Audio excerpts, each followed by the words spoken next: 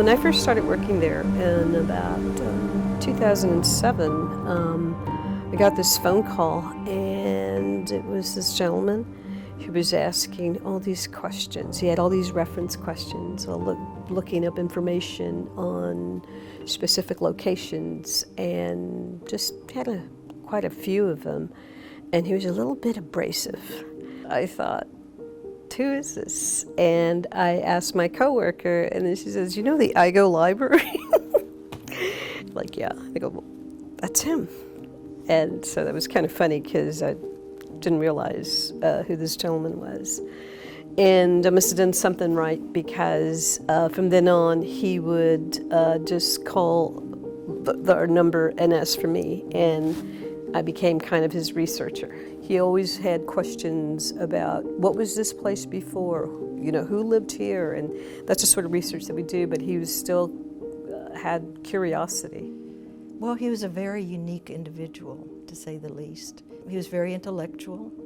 He was very generous, very philanthropic. I used to sit next to him in the Friends. He was one of the Friends at IGO.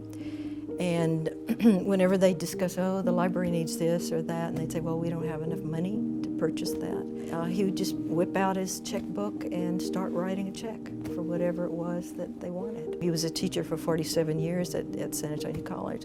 Any of his students said he was a great teacher, and that's what he loved to do, and express his ideas through the word, basically, whether it was theater or poetry or biography. He did want to know about the history of everything. How did it get started, and what's there now, whether it was on the west side, south side, or wherever it was, it didn't really matter.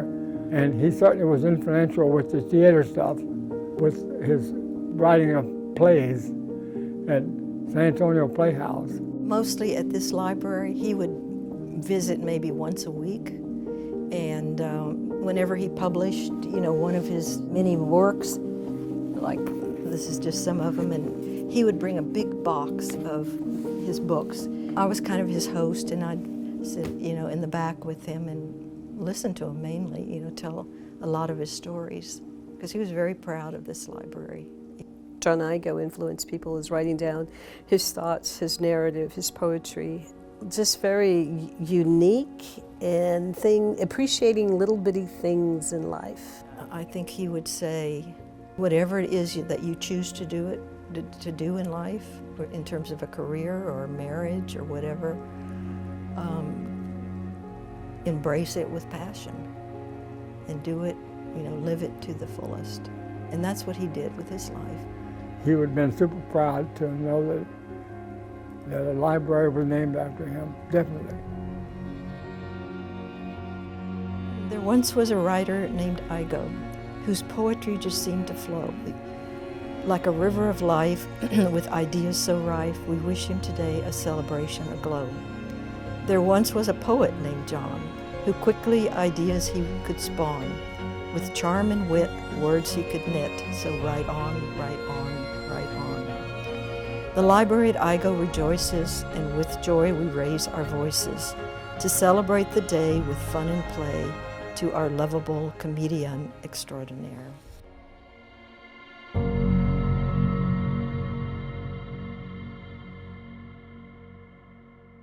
First of all, my name is John N., just the letter N, John N. Igo. Most of my life, until I was roughly 60-something, I traveled under the name John N. Igo Jr. Television personality, and has been for many years in San Antonio. He is our best-known theater critic, and he is a nationally anthologized poet and has been published numerous times. Today, John is going to tell us about theater history in San Antonio, and basically I'm going to ask one question and sit back and listen to his narrative about theater history. So, John, tell us about theater history in San Antonio. I thought you'd never ask.